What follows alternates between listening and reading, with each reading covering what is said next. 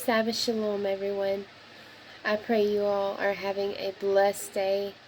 I wanted to come on here and read the first book of Adam and Eve, chapter 1.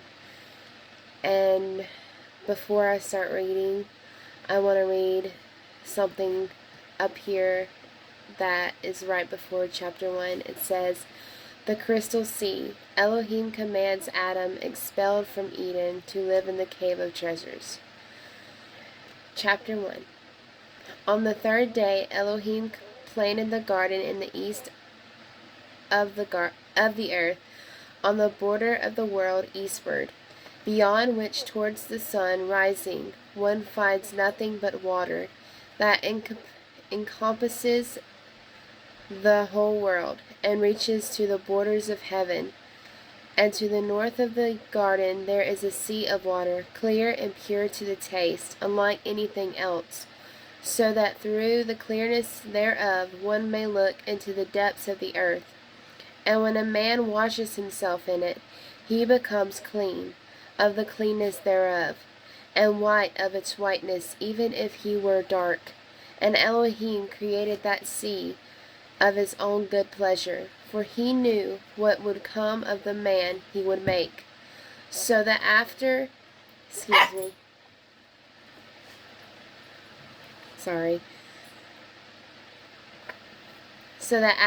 had left the garden on account of his transgression, men should be born in the earth. Among them are righteous ones who will die, whose souls Elohim would raise at the last day, when all of them will return to their flesh, bathe in the water of the sea, and repent of their sins. But when Elohim made Adam go out of the garden, he did not place him on the border of it northward. This was so that he and Eve would not be able to go near to the sea of water, where they could wash themselves in it,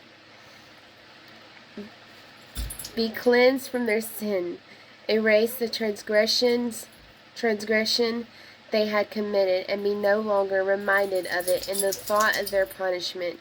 As to the southern side of the garden, Elohim did not want Adam to live there either, because when the wind blew from the north, it would bring him on that southern side the delicious smell of the trees of the garden.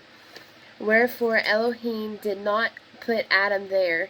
This was so that he would not be able to smell the sweet smell of those trees, forget his transgression, and find consolation for what he had done by taking delight in the smell of the trees, and yet not be cleansed from his transgression.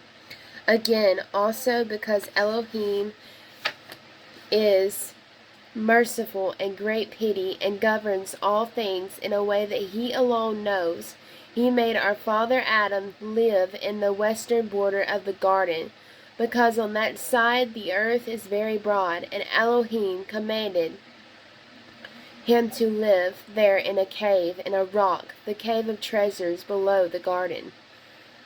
Adam and Eve faint when they leave the garden. Elohim sends his word to encourage them. This is chapter 2.